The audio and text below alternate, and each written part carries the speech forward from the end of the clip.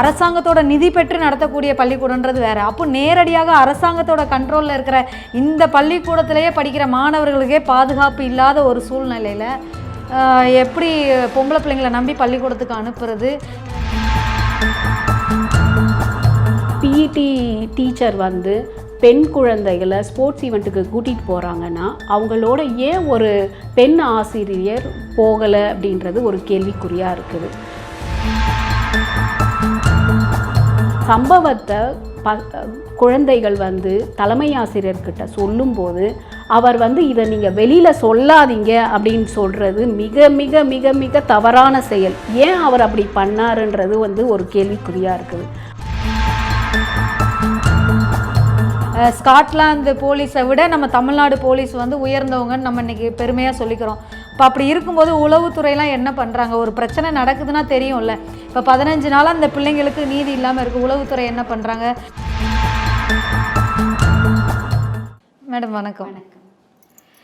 தமிழ்நாட்டில் பொம்பளை பிள்ளைங்களுக்கு பாதுகாப்பு இல்லாத ஒரு சூழ்நிலை போயிட்டுருக்கு. இப்போ பார்த்திங்கன்னா தூத்துக்குடி மாவட்டம் உடன்குடி பகுதியில் இருக்கக்கூடிய ஒரு மைனாரிட்டி பள்ளிக்கூடத்தில் பெண் சிங்குன்ற உடல் பயிற்சி ஆசிரியர் வந்து ஒரு 5 பிள்ளைங்களை வந்து இந்த மாதிரி ஸ்போர்ட்ஸுக்கு விளையாட்டு போட்டிக்கு கூட்டிகிட்டு போகிறேன்னு சொல்லிட்டு உடன்குடியிலேருந்து திருச்செந்தூர் அந்த டிஸ்ட்ரிக்ட்லேருந்து தூத்துக்குடிக்கு கூட்டிகிட்டு போகிறாரு. கூட்டிகிட்டு போய் அந்த பிள்ளைங்களுக்கு வந்து அந்த இதெல்லாம் முடிஞ்சதுக்கப்புறம் ஒரு நைட்டு தங்குற மாதிரி 2 நாள் போட்டிக்கு போகிறாங்க. அந்த 2 நாள் போட்டிக்கு போகிற இடத்துல பார்த்திங்கன்னா ஒரு நாள் நைட் அங்கே ஸ்டே பண்ணுற மாதிரி இருக்கிறதுனால அந்த இதை பயன்படுத்தி அந்த 5 பிள்ளைங்களுக்கும் மது குடிக்க வச்சு அந்த பிள்ளைங்களோட பாலியல் சீண்டலில் பொன் சிங்குன்ற ஆசிரியர் வந்து ஈடுபட்டு இருந்திருக்கிறாரு.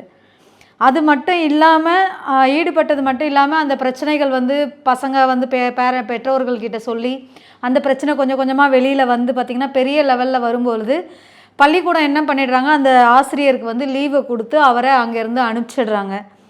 அனுப்பிச்சிட்டு அதை வந்து பூசி மொழுகிறதுக்கோ மூடி மறைக்கிற மாதிரியான ஒரு செயலில் ஈடுபட்டுருக்காங்க. ஃபர்ஸ்ட் ஆஃப் ஆல் ஒரு பிஇடி டீச்சர் வந்து பெண் குழந்தைகளை ஸ்போர்ட்ஸ் ஈவெண்ட்டுக்கு கூட்டிகிட்டு போகிறாங்கன்னா அவங்களோட ஏன் ஒரு பெண் ஆசிரியர் போகலை அப்படின்றது ஒரு கேள்விக்குறியாக இருக்குது.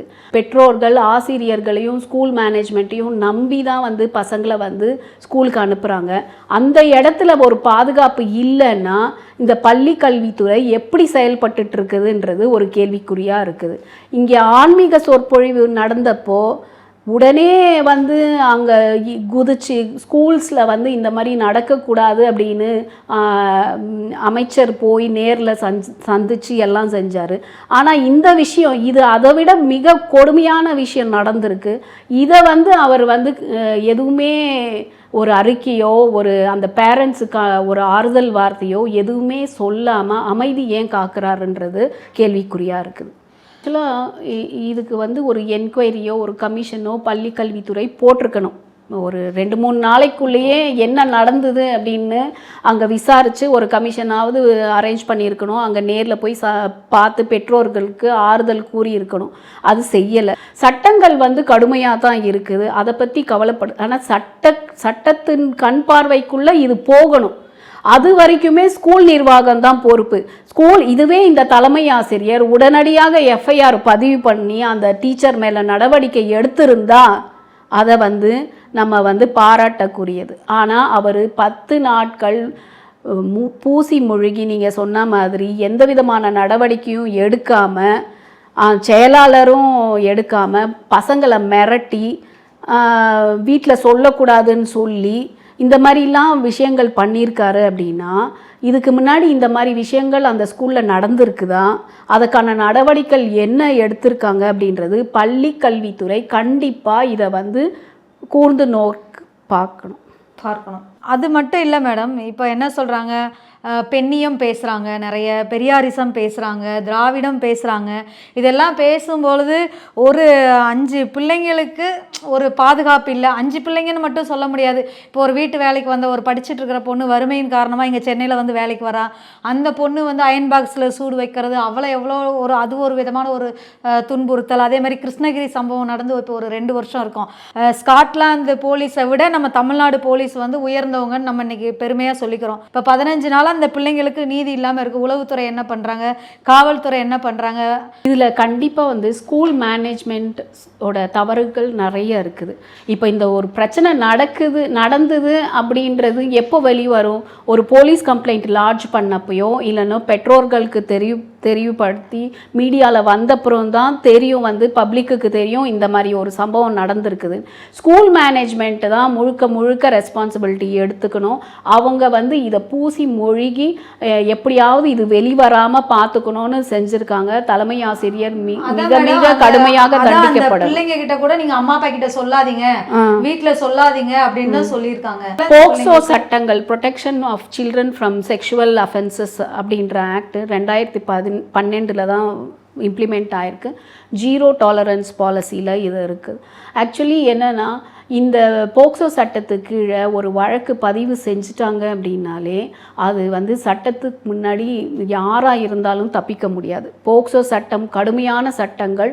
இப்போ இந்த 2 பேர் தலைமை ஆசிரியருக்கும் அந்த செயலாளருக்கும் அந்த பள்ளி செயலாளருக்குமே ஒரே வாட்டி நெஞ்சு வலி வந்திருக்குது. அது விசாரணை இல்லை, ஒரே வாட்டி நெஞ்சு வலி வந்திருக்குது. அவங்கள வந்து ஹாஸ்பிட்டலுக்கு கூட்டிகிட்டு போனதுக்கப்புறம் அது ஹெல்த் இஷ்யூஸ் ரீசன்ஸை வச்சு பெயில் வாங்கியிருக்காங்க.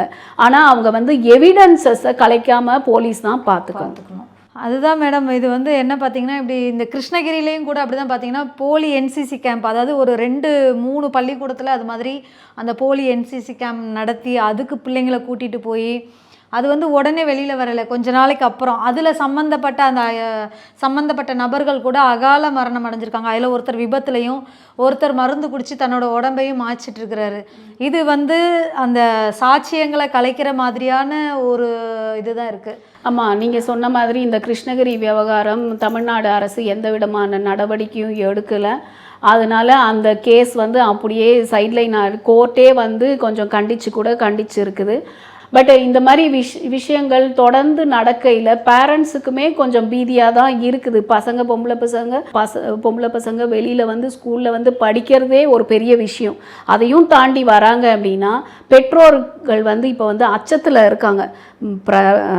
இந்த முதலமைச்சரோ இந்த பள்ளிக்கல்வித்துறை அமைச்சரோ இல்லைன்னா அங்கே இருக்கிற அமைச்சர்களோ அங்கே இருக்கிற எம்பியோ இதை பற்றி எதுவுமே ஒரு ஆறுதலான வார்த்தை கூட சொல்லலைன்ற பட்சத்தில் கண்டிப்பாக பேரண்ட்ஸும் ஒரு மாதிரியான மனநிலையில் தான் இருப்பாங்க.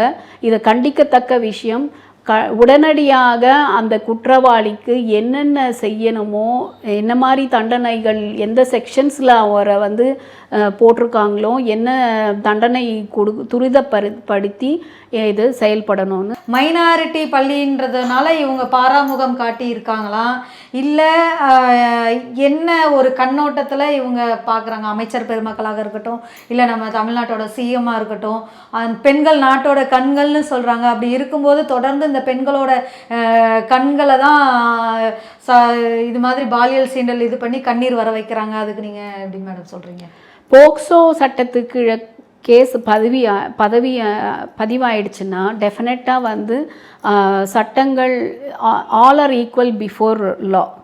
ஸோ எல்லாருக்கும் சமமானது தான் சட்டங்கள். ஆனால் அந்த சட்டத்துறைக்கு வந்து இந்த கேஸ் பதிவாகணும். அதுக்கு போலீஸ் துறை எஃப்ஐஆர் எடுக்கணும். போலீஸ் துறை வந்து துரிதப்படுத்தி இந்த கேஸை ஏன் ரிஜிஸ்டர் பண்ணல? ஸ்கூல் மேனேஜ்மெண்ட் முழுக்க ரெஸ்பான்சிபிள். இன்ஃபேக்ட் அந்த ஸ்கூலை இழுத்து மூடணும்னு தான் நான் சொல்லுவேன். ஏன்னா இந்த மாதிரி சம்பவங்கள் இதுக்கு முன்னாடி நடந்திருக்கு போல இருக்குது. அதனால தான் அதை எப்படியாவது கவர் பண்ணி வெளியில் வராமல் பார்த்துக்கணும் அப்படின்னு அவங்க முயற்சி செஞ்சுருக்காங்க.